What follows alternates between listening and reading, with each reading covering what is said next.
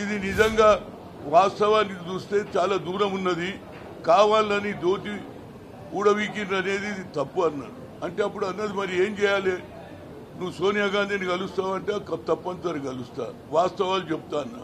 రెండో దినం నాకు అపాయింట్మెంట్ ఇచ్చింది. నేను మేడం చెప్పిన, madam it has not done by ఇంటెన్షన్లీ, by pushing him others to other for getting a photographs and TV.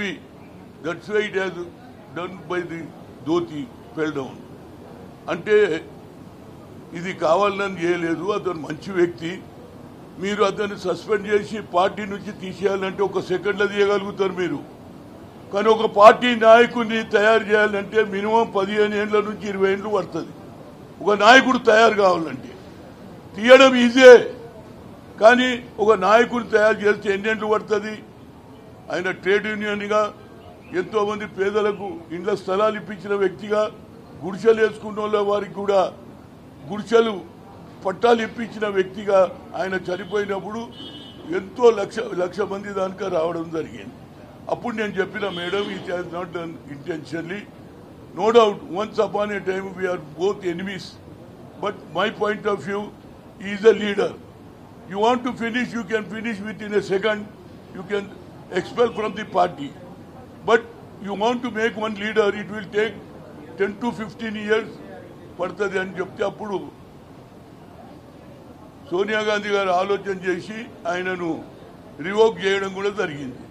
ఆ తర్వాత మన విష్ణుకు, అదేవిధంగా రాజశేఖర్ రెడ్డి తమ్ముడికి ఏదో చిన్న వివాదంలో రోడ్డు మీద కారు పెట్టడము ఏదో గొడవ జరిగితే ఈ విష్ణుకు తెలియదు ఈయన రాజశేఖర్ తమ్ముడని, గొడవ పడ్డాడు, కొట్టడం జరిగింది. ఆ తర్వాత నేను పోయి రాజశేఖర్ని అడిగిన, ఏమైనా రాజశేఖర్ అంటే వాళ్ళ తమ్ముని దగ్గర పోతే, సార్ నాదేమి లేదు, మా అన్న ఏది చెప్తే నేను అది చేస్తా, నేనన్న తప్పు జరిగింది నిజమే, అతనితో నేను సారీ చెప్పిస్తాను. నో సారీ నేను చెప్పలేను, మా అన్నకు చెప్పు. నేను పోయినా రాజశేఖర్ దగ్గరికి, సెక్రటరీ పోయినా, ఏం రాజశేఖర్ జరిగిందేదో జరిగిపోయిందిరా భయ్యా, నా నాయకుడు ఆ పిల్లానికి తెలియక చేసిండు, నేను సారీ చెప్పిస్తా అంటే ఆయన ఏమన్నాడు, తెలంగాణ వాళ్ళకు అలవాటు కొట్లాడడం సారీ చెప్పడం, కానీ మా రాయలసీమ వాళ్ళకు అది లేదు, ఇటు అటు తెలుసు. అరే నేను ఇది ఎక్కడ పనిచేయదు ఇటు అటు తెలుసుకునేది, మా కల్చర్ వేరు. లేదు హనుమంతరావు, నేను తప్పనిసరిగా ఒప్పుకున్నాను. లాస్ట్లో ఏమన్నాడు హనుమంతరావు, నీకు నేను సాయం చేస్తా అన్ని విధాల, నువ్వు పి జనార్దన్ వదిలేయాలన్నాడు. నేను ఇది ఎక్కడ పంచాయతీ వదిలేస్తాం, ఎట్లా కలిసినాం, కలిసి ఉంటాము, మన క్యారెక్టర్ దెబ్బతింటుందా, లేదు. అప్పుడు నేను అన్నా, నాకు నిజంగా నువ్వు సాయం చేయాలంటున్నావు కదా, గతంలో నేను 30 మంది ఎంపీలు మీ నాయన మర్డరరు నువ్వు ఫ్రాక్షన్ ఇస్తని సోనియా గాంధీకి లెటర్ పెట్టారు 30 మంది ఎంపీలు. అయినా రాజశేఖర్ నాకు మంచి మిత్రుడు కాబట్టి ఇచ్చిన మాట నిలబెట్టుకోవడానికి రాజీవ్ గాంధీకి చెప్పి ఎట్టి పరిస్థితి ఈయననే చేయాలి. ఆయన అన్నాడు నువ్వెందుకు కావద్దు అన్నాడు.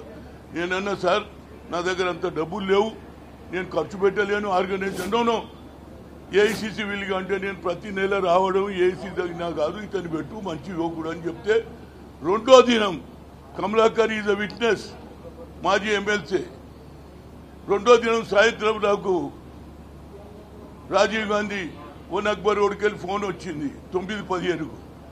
ఎవరు వన్ అక్బర్ రోడ్ అంటే నేను జర షాక్ తిన్నా, ఏంద్ర భవన్ ఫోన్ దగ్గర పోగానే ఆపరేటర్ అన్నాడు, sir Rajivji wants speak to you అన్నాడు.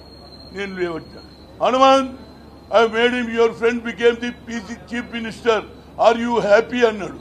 ఐఎమ్ హ్యాపీ అన్నా. తర్వాత జరిగింది మీ అందరికీ తెలుసు.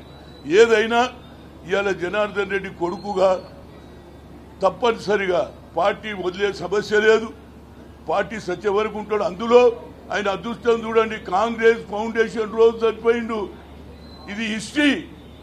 అది ఎలాంటి అదృష్టమో చెప్పండి. కనుక విష్ణుడు కూడా మనం కాంగ్రెస్ పార్టీలో కొన్ని అపోహలు చెరువైన, ఆయన బీజేపీలో పోతుండని ఒకడు, పార్టీ ఇచ్చిపెట్టిపోతుండని, ఇవన్నీ అపోహలు.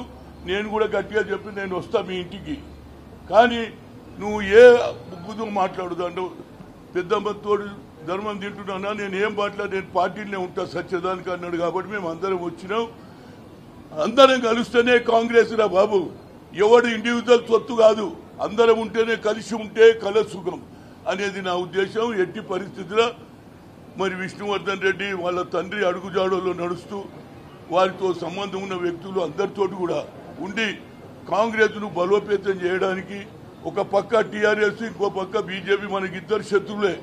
ఈ ఇద్దరిని కొట్టాలంటే మనం అందరం కలిసి ఉండాలని చెప్పాం.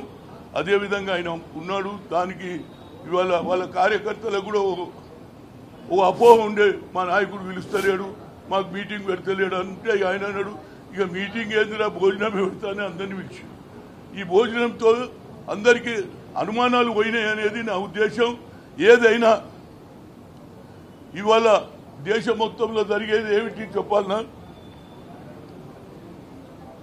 అజ్మీర్ దర్గా సల్మాన్ క్రిస్టీ నుపూర్ శర్మ తల నరుకుతాడట, ఆయన ఇల్లు ఇస్తాడట. గతంలో ఇదే యూపీలో నుపూర్ శర్మకు సపోర్ట్ చేసినటువంటి మొహమ్మద్ ప్రవక్త వ్యతిరేకంగా మాట్లాడితే యావత్ భారతదేశంలో ప్రపంచంలో కూడా గొడవ అవుతుంది. కానీ నరేంద్ర మోడీకి ఇది పనికిరాదు. ఆయనకు ఎంతసేపటి ఎట్లా ఎలక్షన్ గెలవాలి, ఎట్లా తెలంగాణలో ఎట్లా జెండా ఎగిరేయాలి, ఇదే ఆలోచన. హాయ్ ఫ్రెండ్స్, మా టుడే టుమారో యూట్యూబ్ ఛానల్ చూస్తున్నందుకు చాలా థ్యాంక్స్. మరిన్ని లేటెస్ట్ వీడియోస్ కోసం వెంటనే సబ్స్క్రైబ్ చేయండి. అలాగే ఈ బెల్ ని కూడా రింగ్ చేసేయండి. మా నోటిఫికేషన్స్ అన్ని మీ మొబైల్లో వస్తాయి. అలాగే మా వీడియోస్ మీకు నచ్చితే లైక్ చేయండి, షేర్ చేయండి, నచ్చకపోతే కామెంట్ చేయండి.